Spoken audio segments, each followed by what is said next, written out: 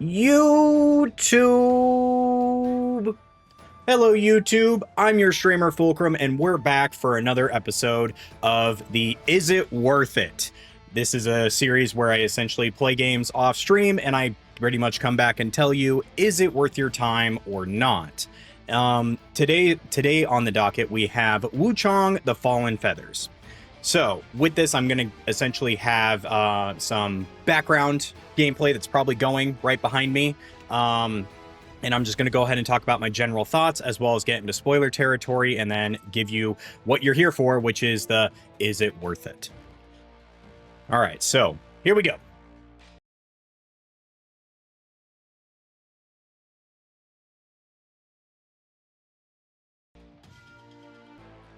All right. Wuchang's overview. The game follows the following synopsis. Wuchang the Fallen Feathers is a 2025 Souls-like action role-playing game developed by Lindsay and published by 505 Games. The game follows Bai Wuchang, a female pirate who navigates the supernatural horrors stemming from the mysterious feathering disease. Set in an alternate history representation of the Shu dynasty during the late Ming dynasty, it explores a region ravaged by war and plague. So overall, starting from the top, my general thoughts is as a Souls-like, I wouldn't exactly call this game. I'm going to go ahead and turn down the background noise. This is the Wuchang OST for reference. My overall thoughts and stuff like that. Mind you, I'm a little bit over 2/3 of the way through the game. I haven't entirely finished it yet, but I have seen a couple glimpses of the final boss fights as well as secret boss fights and sort of the rest of how the game goes. My general consensus is that this is not your everyday Souls-like game. I would actually reference this more to being a traditional action RPG with Souls-like mechanics. Reason for this is because while you're playing the game, there is a skill tree system that essentially, unlike Soulsborne games, or at least the tried and true traditional Souls-like experience where you level up your character in an RPG format, and that's kind of what you have to stick with, such as Lies of P, Dark Souls, Elden Ring, Bloodborne, etc. You level up your character via stat points, and that's kind of where it stops. There isn't really a whole lot of like moments to reallocate your points, and if there is, it's very limited. With Wuchang, it's a very interesting play where they set it up in such a fashion where they want you to not only play the game like a Souls-like game, but they also want you to adapt Wuchang, your character, to environments and bosses by reallocating those points freely. And mind you, this isn't a traditional system. This is more of a like ability system / generic like stat point blocks, very similar to that of Sekiro Shadows Die Twice. Now, overall, I enjoyed this system. I will say there is a very high, I feel like, skill ceiling for this, but also a little bit of a intensive learning curve for this game because of this aspect. While trying to still remain spoiler free, besides the gameplay loops, graphically, story setting wise and stuff like that, this is a gory game. I was actually very taken aback by you essentially starting the game off by going through a sort of feudal-esque Japan era situation and then delving into something I'd put along the lines of Bloodborne in how intensive and like gory, or like just a general environment you're in, which I'll get more into later with the spoiler aspect of it. But yeah, so overall, my general thoughts before we leading into spoilers are those, which is that the gameplay mechanic system is very unique to itself, and the setting is also very, very interesting. So also outfits are cool. I can definitely see why it gets its nickname. If you know, you know. I won't go into it because of YouTube, but yeah, the outfits are interesting. And also, it has transmog. More Souls games need transmog. I very much like this system. I think this is a very big pro, is you can essentially wear any armor set. Say you need to spec for slashing builds or blunt damage or anything like that. You can still wear the really cool armor set that you already enjoy without compromising your build or compromising your character as a whole. So very cool system on that one. We're going to go ahead and move into the spoiler territory. So feel free to go ahead and skip forward. I'll put a timestamp in the description below. But otherwise, here we go for spoilers.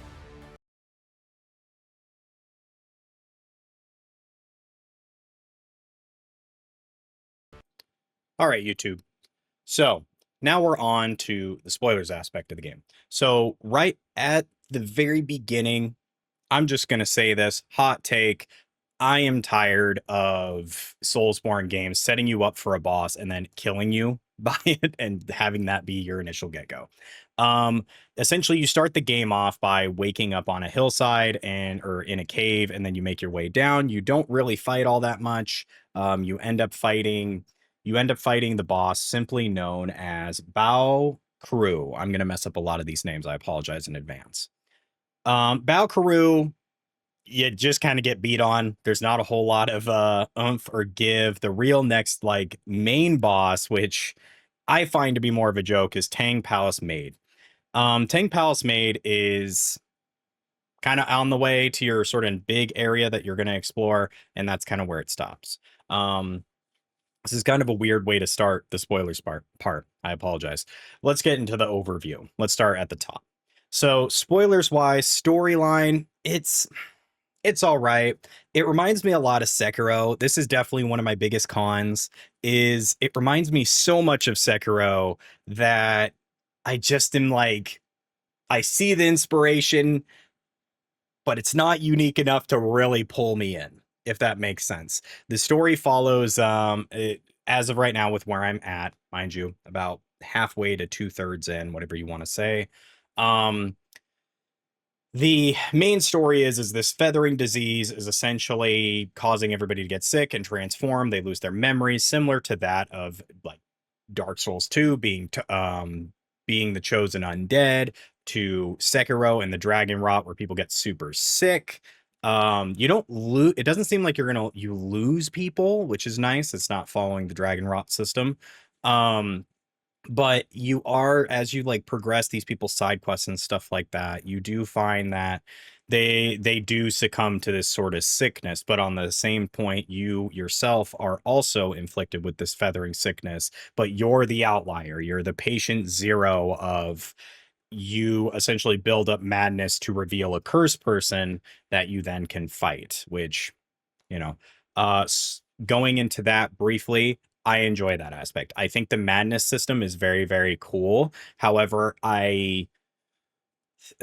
it's one of those that I don't like, that bosses can inflict the madness piece, because specifically on the boss, Hung Lan, talk about a pain in the butt. I perished a lot to Hung Lan, and and I had to deal with the madness a lot. Which what the madness does is it essentially spawns a version of you, like an AI NPC version of you that you fight, and it's essentially uses your skills to use the skills you don't even have, or weapons you don't typically use. So like when I fight it, typically, since I use axe and primarily the halberd and the longsword build setup, I typically am fighting it where it has the longsword, the traditional longsword, it seems, and the spear for some reason. Then at one point I did fight it with dual blades.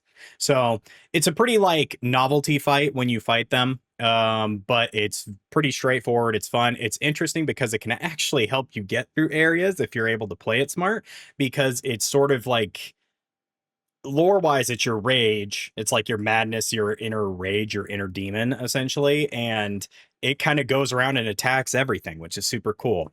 And so in that case, I would use it to get past areas that I was perishing a lot and move forward. However, you can't do that with bosses.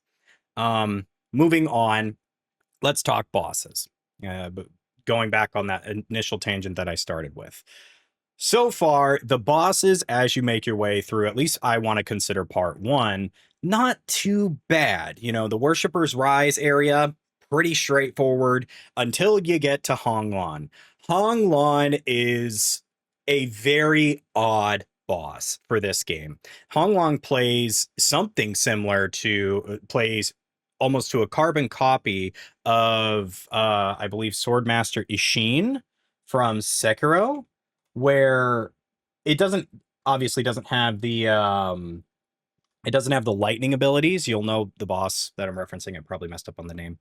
Um, but Honglong is just a super in-your-face boss, which you haven't really encountered. You've encountered bosses that are like tough, yes, but not anything like that. And that's where one of my cons kind of comes into play is Honglong, and then the boss that I'm currently on, Lu Cheng In, are just very outlier. Like, I know that it gets more in that tandem, and the idea is that you're supposed to become more aggressive to match the aggression of these bosses that are attacking you. I realized that when fighting Al I Al Ningqiu in the rebel camp area. That's when I realized like how this game wants to be played.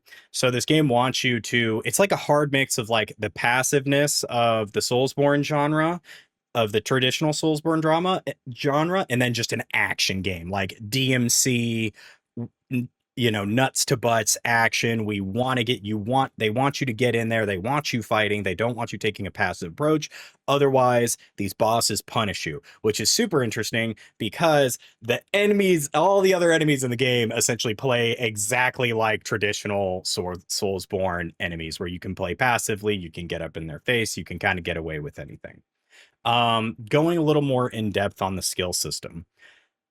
Like I said, I enjoy the skill system, but I don't enjoy how often I feel I'm having to consult back to changing my skills out and changing up my whole build. It's cool in the aspects of changing it up to match bosses and setting it up so that you're, you know, doing better against bosses. But to like have areas of the game also reflect that, I feel like is a little bit of a tough choice. I tend to find myself going from the longsword to the halberd general build because it's very, very strong, to changing it up to something entirely different, such as dual blades and stuff like that. But yeah, otherwise, that's kind of my overall like feelings going into the is it worth it part of the video. Um, yeah, so I think that's about it for the spoiler piece of it. Like I said, I'm about 2/3. I wanted to get farther in, but it's just seeming to be taking a long time due to the sort of boss encounters, which is fine. I'm still enjoying it. I do plan on finishing it, so feel free to stop over at twitch.tv/fulcrum1226. Get my thoughts there as I further progress through this game. But yeah, otherwise, that's going to be it for the spoiler section. So let's go ahead and move on to the reason you're watching this video. Is it worth your time?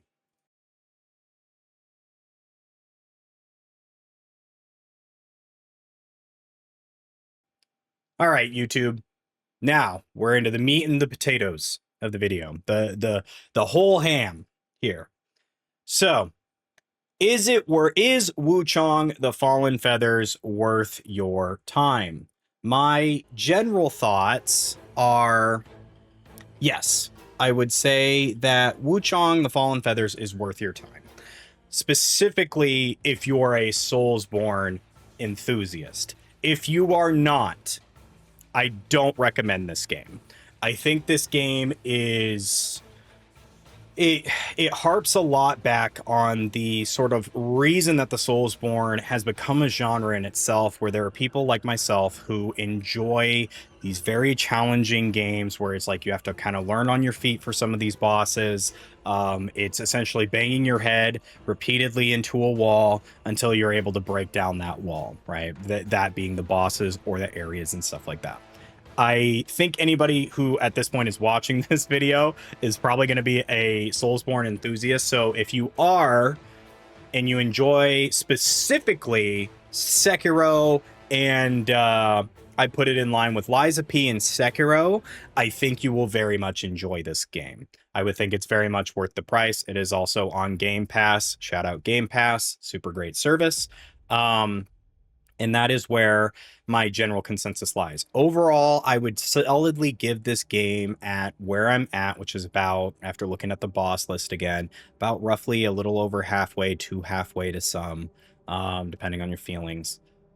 I would give this game about a 7 out of 10 because, again, as I talked about in the spoiler part, and just in case you are skipping that, the skill system I feel is a good system. It's very unique to this game in the aspect that they want you to continually change your builds constantly.